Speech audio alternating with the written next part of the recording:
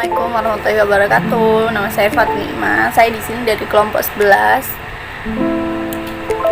dengan rekan-rekan saya satu Ririn Astuti, Imam Saiful, Adi Darmawan, dan Ilma Latifah.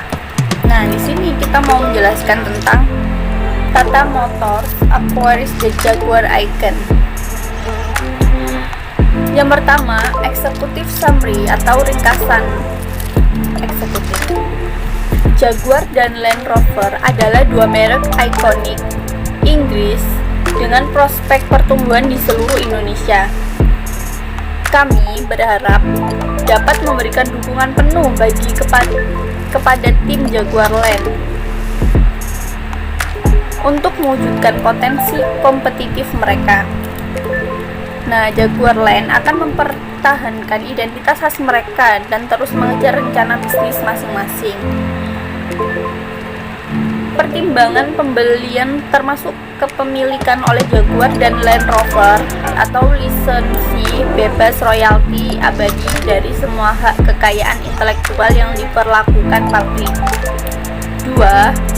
Pusat desain canggih di Inggris dan jaringan perusahaan penjualan nasional di seluruh dunia.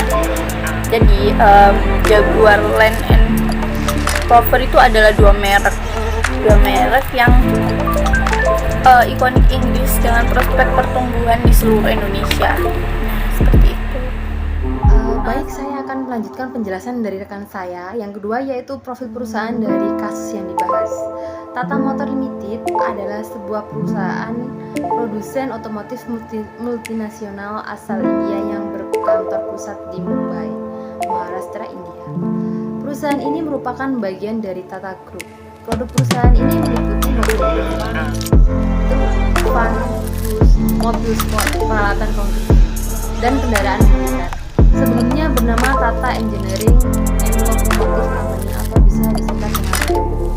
Didirikan pada tahun 1945 sebagai sebuah produsen lokomotif. Perusahaan ini memproduksi kendaraan niaga pertamanya pada tahun 1954 melalui kolaborasi dengan Daimler-Benz AG yang akhirnya didirikan pada tahun 1969.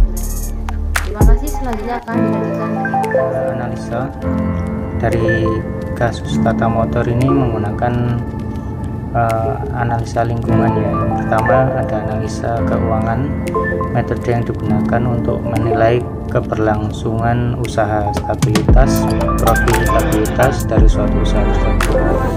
Yang kedua ada analisa SWOT.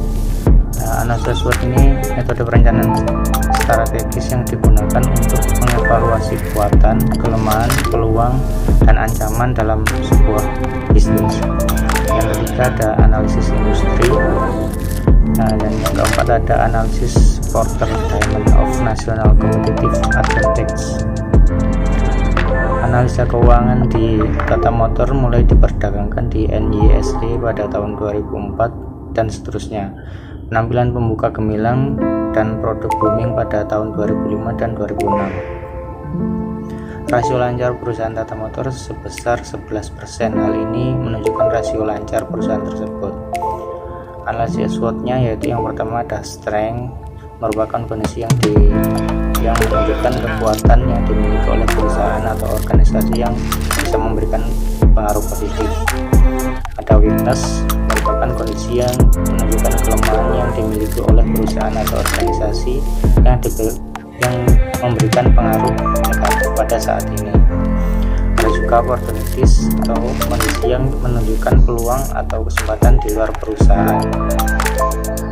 Yang terakhir ada threats, yaitu merupakan ancaman atau tantangan yang mungkin akan dihadapi oleh perusahaan Tata Motor. Dan saya akan menjelaskan bagian 4, yaitu analisis permasalahan yang dihadapi perusahaan.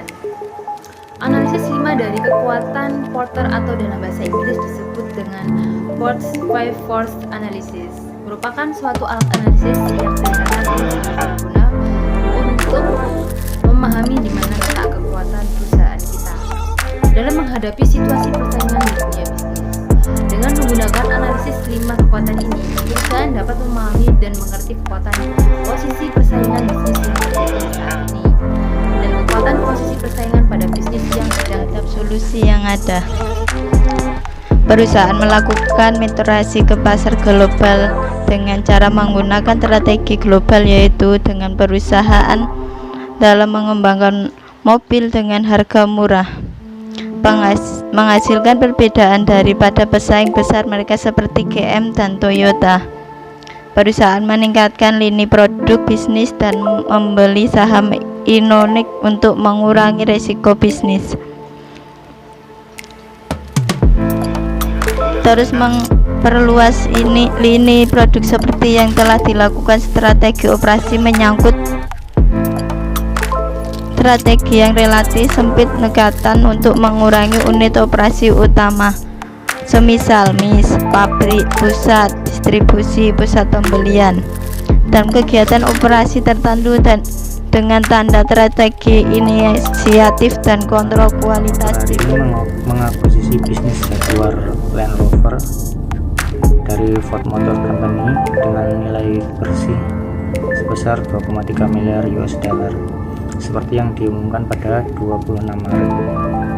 Tata Motor merupakan industri kendaraan pribadi terbesar di India pada 2012 dan pernah menjadi perusahaan manufaktur terbesar keempat dalam industri bis dan truk.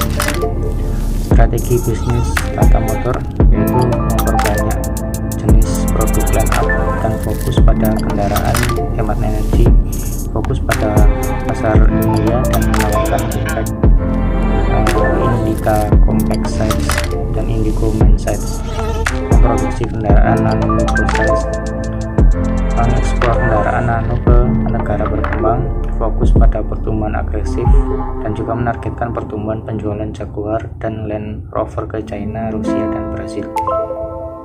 Situasi perusahaan Tata Motor yaitu pendapatan bersih naik 36% dan pendapatan setelah pajak nilai adalah 46%. Penjualan kendaraan komersil domestik ringan mencapai 59,6%. Ekspor kendaraan pribadi ke Bangladesh, Sri Lanka, dan Afrika. Joint venture dengan seri otomotif merencanakan membuat pabrik mesin baru di Wolverhampton, UK.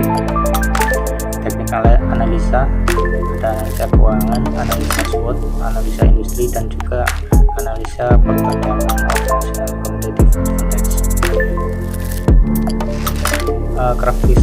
Crafting strategi yaitu dari berbagai analisis di atas tersebut berikut informasi crafting strategi yang dapat digunakan strategi motor. Strategi bisnis berkaitan dengan membangun keunggulan kompetitif dalam satu unit bisnis dari perusahaan yang terdiversifikasi atau perusahaan bisnis tunggal yang tidak terdiversifikasi. Strategi itu juga merupakan tanggung jawab CEO dan eksekutif senior lainnya. Eksekutif strategi yaitu perusahaan Tata Motor harus meningkatkan atau menambah keterampilan dalam memberikan karyawan untuk memperoleh keterampilan dan keahlian yang dibutuhkan. Harus mengembangkan dan memperkuat sumber daya, khususnya sumber daya manusia. Menciptakan struktur pendukung strategi, mengorganisir upaya kerja di sepanjang garis praktek terbaik, memotivasi para karyawan, dan juga mewujudkan pencapaian.